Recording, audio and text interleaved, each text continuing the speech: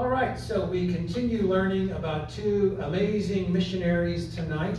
And like I said last time, we're going to use some verses again that we read last week. So we'll be reading from Luke chapter 14 first, and then in a minute, I'm going to read from Hebrews chapter 13 as we get to know these two missionaries in Southeast Asia doing some amazing things, all different kinds of neat work. So I'm excited to introduce them to you as we meet them and some of the folks they minister among. So let me read some of the verses we read last week that kind of inspire their work that they do. I'm going to read Luke 14, verse 1, which kind of sets the context for this story. And then I'm going to jump to verses 12 to 14. One Sabbath, when Jesus went to eat in the house of a prominent Pharisee, he was being carefully watched. Jesus said to his host, "When you give a luncheon or dinner, do not invite your friends, your brothers or relatives, or your rich neighbors. If you do, they may invite you back, and so you will be repaid. But when you give a banquet, invite the poor, the crippled, the lame, the blind, and you will be blessed. Although they cannot repay you, you will be repaid at the resurrection of the righteous." So as we learn about the work of these missionaries tonight, be listening for how they put those verses into practice as they do their work.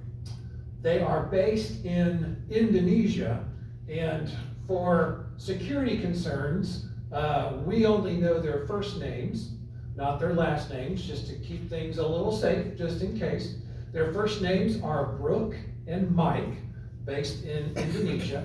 And their ministry does a lot of things. They support churches, schools, universities, and in fact, whole villages in rural Indonesia throughout the many islands that make up Indonesia and beyond. They partner with multiple seminaries and colleges as they help with things like Christian education to train new ministers. They will run children's reading programs, and they also do a lot of work installing solar panels for rural churches that are way out on the islands or in the jungle or in the mountains, so that those churches can have power and have some electricity. Brooke and Mike are based in a city in Indonesia. I think it's Jakarta. It was kind of the capital city. It was kind of hard to kind of deduce where they're based because there wasn't a lot of specific information, but they are based out of a big city in Indonesia.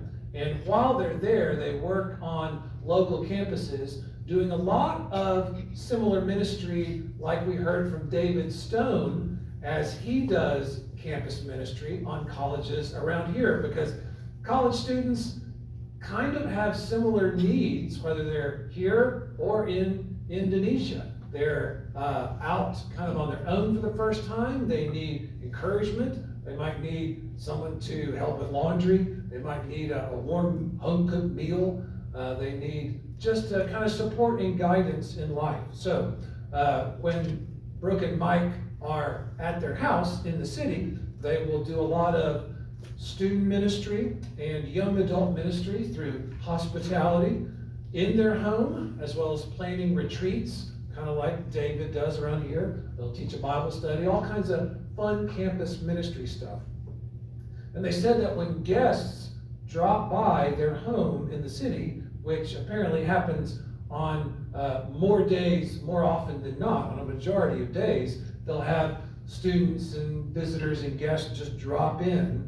They usually end up sitting down, having something to eat, maybe having a cup of coffee, starting a chat. And Brooke says, "Our doors are always open, mainly because we don't have air conditioning. But whenever a young adult shows up, they usually end up staying for a meal and more conversation."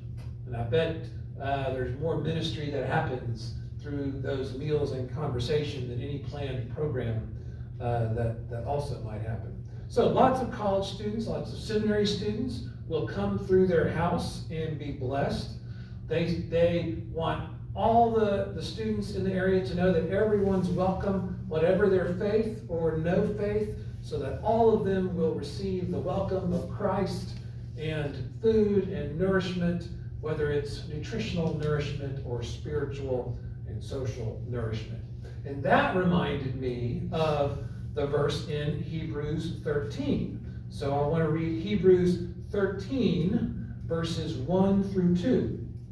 It says, "Keep on loving each other as brothers, and do not forget to entertain strangers, for by doing so, some people have entertained angels without knowing it." And that verse 1, I was reading from the NIV translation, the older NIV translation. In the NRSV, like our Pew Bibles, it says, "Let mutual love continue. Keep on loving each other as brothers, as sisters, as a family. Let mutual love continue." So that first verse is kind of like within the body of Christ. And then the second verse is for those who might currently be outside the body of Christ. So these two short verses have a lot to say for how Christians should act inside the church, amongst those who are already members, and how they should act with those who are not currently members of the church. So whatever a church does, and whenever it does it, it must always demonstrate that kind of love. When it's inside the church, verse 1 says mutual love. So love coming from both sides, and all around appreciation and compassion for the other church members in your church family, mutual help by and from the other church members in your church family. So at all times, everything that a church does for itself should include mutual love and appreciation, just going around from all sides. And then on the outsides, we should also demonstrate that same kind of love that we experience inside our walls towards any stranger or any traveler that might come by. And you never know, it might just be an angel unawares. That's why whenever I run into someone who might just be kind of hanging out around our church property, and it doesn't happen often, maybe once every 2 or 3 months, they might not look quite as put together as you find folks do look. And yet, I don't know. Maybe it's an angel. In case it might be, I want to make sure that they receive the welcome of Christ. So I always introduce myself, speak highly of our church here, see how they're doing, see what they're up to, see if we can help in any way. And it's always an enjoyable conversation. So, we're going to watch 2 short videos, about 2 4-minute videos that kind of interview not just Brooke and Mike, but different folks that have been blessed by their ministry. And there we go. So be listening for how they put into practice those verses that Jesus said about the heavenly banquet and about mutual love inside and welcoming the stranger outside. Okay, and do you want me to keep reading when they have like captions on the screen? Do you want me to read those out loud? It's helpful. Okay, great. No problem. All right, here we go.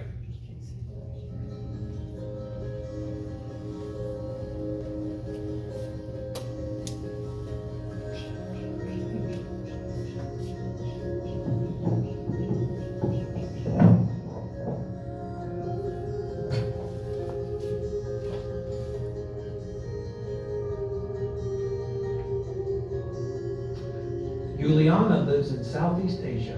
Many villages nearby are without access to water and electricity. CBF field personnel Brooke and Mike work with pastors to install solar panels in churches and homes. Juliana is one of the beneficiaries of the solar powered electricity. It's kind of 2 parts. There's one one part putting solar panels up in the churches, and then there's another part where we work with the children. That was Brooke. Keluarga saya ini My family consists of 5 children, 3 boys and 2 girls. Every day my work with my husband is cooking meals for the kids. Then going to the rice paddy, I take care of the vegetables. Then I get some plants to feed the pigs. By noon, I go back home and prepare for dinner. If I don't go to the fields, I weave. If I don't go to the fields, I weave. Yeah. I like weaving or growing vegetables. If they grow well and we harvest a lot, I can sell them in the market and make money to help with kitchen supplies, like salt, coffee, and sugar. Poverty looks different in different places. In a village, you wouldn't have any infrastructure. There would be no water. You would probably have to walk sometimes 10 kilometers just to get water from the nearest water source. There's no electricity, and so in the evenings to cook, you need to use kerosene lamps. Kerosene may be more costly than your daily wage. Food is scarce as well, and so most of the children grow up stunted. What the people need here is clean water, lighting, and the road to be fixed.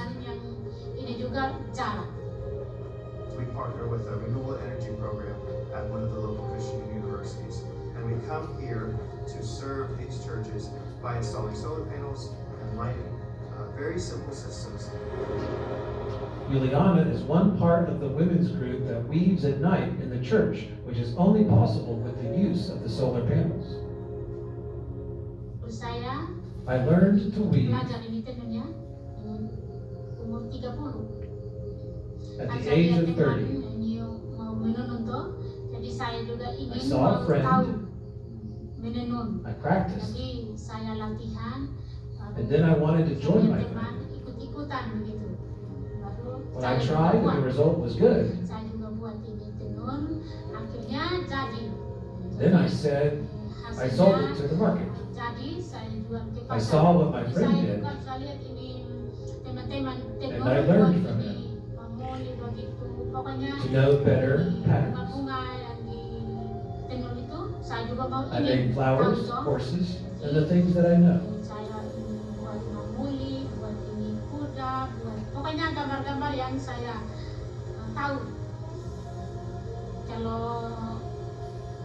Now during the day,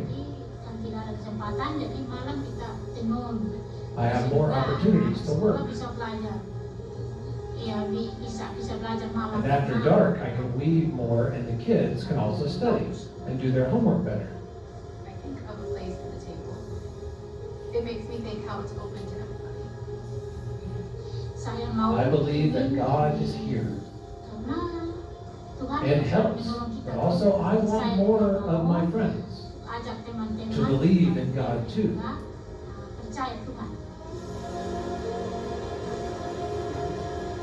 Those are the verses in Luke where Jesus said, who to invite to the banquet.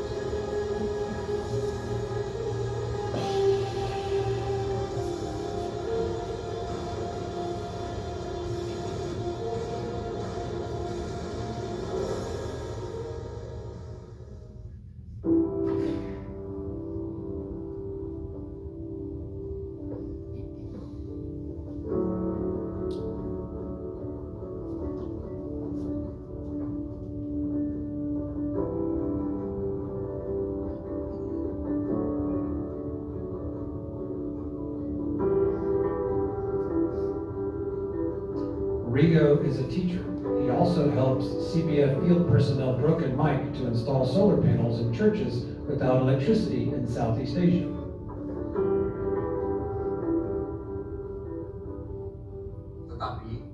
The thing we lack is electricity, especially in villages that are far from the city. The first reason why these villages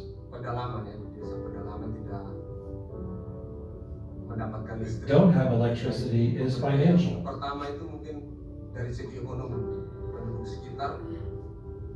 Most of the villagers are farmers and they don't have enough money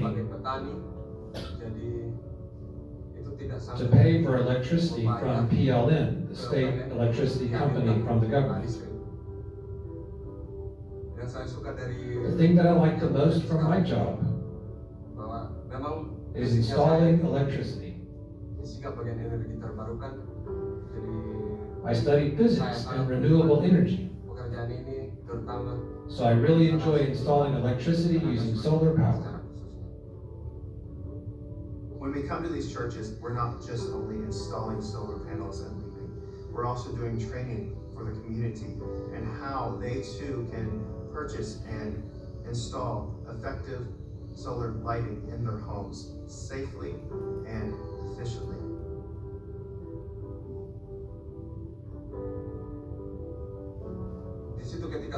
Light is very important. These churches need light for the evening services.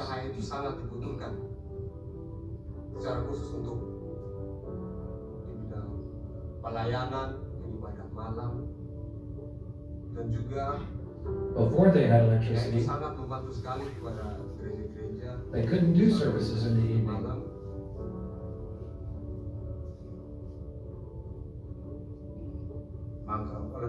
I think this is a blessing from God. This is Daniel, a gospel teacher. He says, God answers our prayers through our brothers and sisters in Christ by giving us solar energy.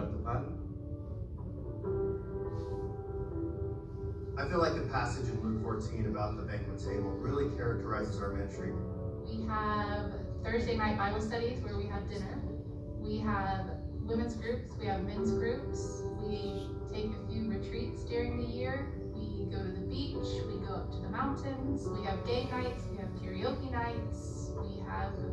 We've had yoga nights in our house. So just anything to get people involved. We enter a home and it's not, we have to bring something to them, but they're ready and willing and wanting to give something to us. One of the beautiful things that a church told me was, because we now have this light, we can more effectively be the light of the world.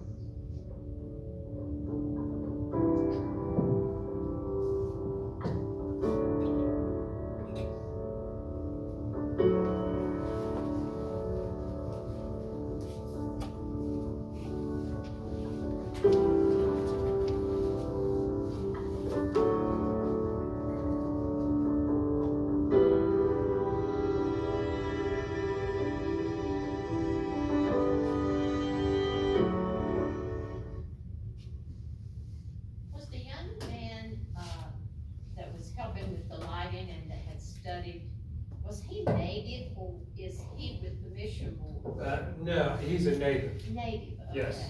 Yes. Did you see what he was climbing up? Just a pole. It was like just, and in sandals. He was just wearing sandals. A It's board, a tuba board. just like, yeah. And Brad, you remember that next time you paint the cross. Yeah. That's right. Just need a really strong stick to climb up while wearing Jerry sandals. could hold it. Yeah. In flip-flops. Yeah, flip-flops, yeah. So what are the things that you saw? What did you notice about their work? What stood out? Yeah, Red. One thing that I brought back, a fact that I had forgotten about is that the vast majority of people in this world spend a major part of their time just growing, preparing, and caring about their food. Mm-hmm. Without electricity and refrigeration, we were the same way back when. Mm-hmm. And you can realize how these people, they just have so much light during the day, and yet all this work has to be done in order to provide food. Mm-hmm. That's, like I said, in most countries, it's a major part of the day, just preparing your food. Yeah, or you have to spend so many hours walking to where the water is, or so many hours harvesting the food if you're going to eat that day. And like you said, you have to do everything when there's daylight, because if you don't have electricity, you're not doing anything after that. What's the predominant religion in that area? Do we know? Definitely Muslim. In fact, Indonesia has more Muslims than any other country in the world does, just because they have a very, very big population and they're a Muslim majority country. So definitely Muslim. Yeah, Bill. The technology today with solar panels was not available many years ago. Mm-hmm. And so to be able to have power in an isolated village is really a modern marvel. Isn't that amazing? But because otherwise you'd have to, string electricity poles, but you can't get that on remote islands or jungle mountains. And so just to get, I thought that was awesome as well, just to use the light and the power that, they receive from the Creator every day, and just putting that to use. And how, these missionaries are thinking, what do we have now that can help these people now? Yeah. One of my nephews worked with the Peace Corps in Africa, and their major concern was the fact that the water level is 20, 30, 40 feet below ground. Now, you can dig wells, but how are you gonna move the water without electricity? If you don't have water pumps or some moment to move the water, you're gonna still have to go pull water out of the well to use what's doing. The Peace Corps does a lot of that as far as putting down the wells for, with machinery that we have, because if you didn't have the machinery, didn't have electricity, how in the world are you gonna drill down even to the water level? Mm-hmm. Yeah. Think of all the new things that are now possible, now that they have some of that technology and some light in their village. What about the ministry that they do, the work, the service that Brooke and Mike do? Well, to have their house open at all times, that would kill me. Yeah, yeah. That would be difficult for me. Yeah. It's this weird sign of the times that if anyone rings my doorbell or knocks on my door, I think it's like a red alert. Like, whoa, what's going on? What's somebody doing in my house? Yeah. And I think a lot of that is still that culture, like Mike said, when they go, even when they go to someone else's house, they don't feel like they need to bring anything because the people welcome them. There's such a welcoming culture there already. And Brooke and Mike are practicing that as well. And just leaving your door open all the time, oh man. I'll just be uncomfortable and worried all the time. Yeah. Do you have any idea how long they've been on this particular spot? I know that they were commissioned as missionaries in 2014. So I would guess that they have been there for, 9 years? Yeah. The first video we heard from the young mom, Juliana, and it was neat to hear how she's been able to find and connect with more, to have more of a community with people from her church as they helped her learn a new skill, learn how to weave. She said she didn't learn until she was 30 years old, and she enjoys it. Now she can sell those products at the market. So I thought that was a great example of that Hebrews 13:1 verse that said, love each other continually. Let mutual love continue to love each other as brothers and sisters. That kind of mutual support. Juliana received support and some guidance and some help to learn this new thing, some welcome, new life skills that she has now blessed her family with, a little more stability, a little more income. And now with the light that is possible, they can have a weaving group. And she can teach other people how to weave, and they can shared tips. And I kind of think how like the scrapbookers meet here once a month. And if you haven't wandered through the church when they're meeting, it's remarkable. The vast toolboxes of supplies that they have, and they're all saying, oh, you know, you can do this, and you can do this, and you can do this, and they're sharing ideas, they're supporting each other. And when they asked if they could meet here and they came in, and I happened to wander through one time, I might have told this before, but it bears repeating. One woman stopped me because Gail Howerton said, oh, this is the pastor from the church, he's stopping through. So one woman stopped me and said, I just want to thank you and your church so much for letting us meet here. You don't know what this group means to me. And she started crying. Now that's more than just sharing scrapbooking ideas. You know what I mean? That's more than just scissors and construction paper. Well, Gail even testified in their Sunday school class that it was more like a family, that they've shared marriages and deaths and cancer diagnoses, and that they have become a family, like a church family. Yeah. Mutual love. Continue loving each other. And that's what they're doing over there in Indonesia. Yeah, and the fact that there's light now means that they can gather. Instead of just, like Ray said, using all of your waking sunlight hours, working in the fields, harvesting, making dinner, getting water. Now they can meet together and have a group and support each other at church and share the welcome. Yeah. It goes beyond just weaving or just scrapbooking. And it was all made possible by the light that we take for granted because we just flipped the switch. But if you were living in darkness and had no hope that there was technology or a person who could help your village have light, then wow, what a life change that is. So that was, I think the bringing light to the villages is kind of the neatest thing that Brooke and Mike do, of the many amazing things they do in their house or elsewhere. But just helping people get together, whether it's in their house, college students, or helping people get together out in rural churches because there's light.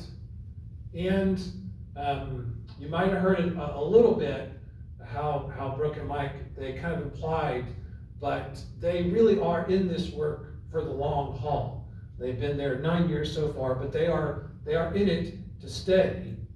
And when I was looking up information about them, apparently Indonesia and beyond, that area has 17,000 islands, which is incredible, including multiple cultures, multiple kinds of food, multiple kinds of languages. Some of the islands are very remote. So Mike said, in this one thing I read, he said, one thing that really shocked some pastors here is just the fact that I came back. We don't just show up one time, do a short-term service project and leave and they never see us again. They see us throughout the year, coming to their island, working alongside them, struggling alongside them. They're in this work for the long haul. They're about the relationship, and that is awesome. One woman is a teacher at one of the Bible colleges that Brooke and Mike help with. They'll help teach some classes. Her name is Eve, and she said, Brooke and Mike not only care about our spiritual things, they also care about the things that happen in our lives. They care about whether we are okay and about our jobs, our health. That's the thing that makes me feel really special and in a healthy community. That's awesome. And again, we've kind of talked about this a lot in a lot of the missionaries, that these missionaries might have a type of work that they do, like the surface level description of their work might be campus ministry, installing lights in rural churches. But that right there, that woman said, that is the eternal work that's getting done. That's the life-changing stuff. That's the awesome stuff. I was so moved when I heard that quote. So as we think about Brooke and Mike's work, and we celebrate the honor that we get to support them with our offerings. Let's also think, as I ask each week, how can they bless us in return? How can we let their ministry inspire us in our mission field here? What are some things you heard or saw that can inspire us in our Christian community and mission work? Yeah, who's that? Well, I don't know any of that language, but as a group, a community, that's incredible. And then have some of it keep going, Mm-hmm. then you've planted seeds and they will grow. And I'm very confident that Brooke and Mike don't know all the languages and dialects of all those islands in Indonesia and beyond. But they don't let that stop them. And they work with good people like Rio, whom we met. And I assume that's going to be the case in a lot of those rural churches. They will make contacts and work with people there who know the language or know the culture or know the folks to help get them what they need, the light, the power and electricity. Yeah. So even if, like, let's try and apply that to our mission field here. Even if there's people in our area who might be a little different from us, and if you need to find some, walk around downtown Asheville, you'll run into them pretty quick. You might not share a common lingo with them, or cuisine, or whatever, but don't let those surface differences stop you in showing love, showing welcome, or concern, or just brotherly, sisterly compassion for any person. Brooke and Mike don't let a little thing like language stop them from serving either. Because, yeah, what else? And as they grow in this and people and age like the rest of us, hopefully, they will never, ever forget it. Cause I've done some missionary work and you just never forget it. And all those lives are changed, like just installing solar panels, giving light. I mean, that's going to continue giving blessings every day, just on and on and on and on. Every time that weaving group meets, or they said a church can now have night services after everyone's worked in the fields. Yeah. Continual blessings. Yeah. You ask how their job inspires or encourages us. It makes me feel bad that sometimes I think what I'm doing is such a burden. like when you're climbing up those poles to get on the flip phone? It makes us think, oh, what we do for others and what we do for our church, giving of their time is so much easier than what they're doing. And we should feel good about it, but we don't have to say, oh, I've got to do this today. Yeah. I don't have on my calendar, go out to a remote jungle island and climb a pole and install solar panels. Yeah. Well, I wonder if regardless of the setting or the work, if the real gift and sacrifice is just the time. And in every place on the earth, there are people who need to see and feel and receive the love of God, and there are God followers who are called to show God's love there. The work is going to look very different, the setting will be very different, but that doesn't matter. Maybe that's what distracts us or holds us back. Like we'll read or see these amazing stories and And we think, oh, we can't do that, you know, my schedule's so busy, but maybe we're only called really to make one sacrifice, whether we are in Indonesia or Weaverville or wherever. And that's just giving our time to the Lord and just doing whatever work or presents, giving whatever presents that might be. Just kind of giving what we have. Maybe that's the hardest thing to give. Maybe that's the hardest thing. Yeah, James. One takeaway for me is that we shouldn't assume that people's basic needs are being met. Mm-hmm. Just because they're in our community and we have certain things, we shouldn't assume that everybody who lives here does. Yeah. And I think that's a risk in industrialized countries like our society, where we don't go into other people's homes and we don't knock on the doors, we don't just kind of wander in. We really don't know what's going on with our neighbors, and there might be people who are really struggling or are really lacking in some basic kind of necessities, but you know, they might not feel comfortable sharing that. Maybe I wouldn't be comfortable sharing that, and so we kind of are a little too guarded, maybe, in our culture. Yeah. Well, let me close with this. This, I think, is a really powerful truth that I noticed in their work. For all the churches that Brooke and Mike have helped out by installing light, bringing electricity, all those churches are now the central place in their whole village. That's where the whole village wants to go, wants to connect, wants to be, because that's where the people are, the blessings are, that's where the action happens, that's where the community is happening. And that sounds pretty good. Everyone goes to the church for the practical things like the light that is now available, but also for connection, for community, for friendship and support.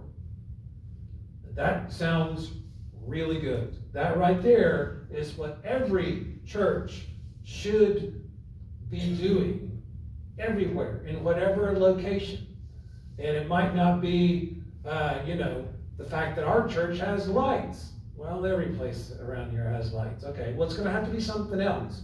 But for a church to offer, this is what we have that will really bless those around us. And we want to make it available so that the whole town, the whole community knows that place cares about us and wants to serve our community, and that's where I want to go, because I've met those people, I felt their love, I felt their light. So that's a challenge for us.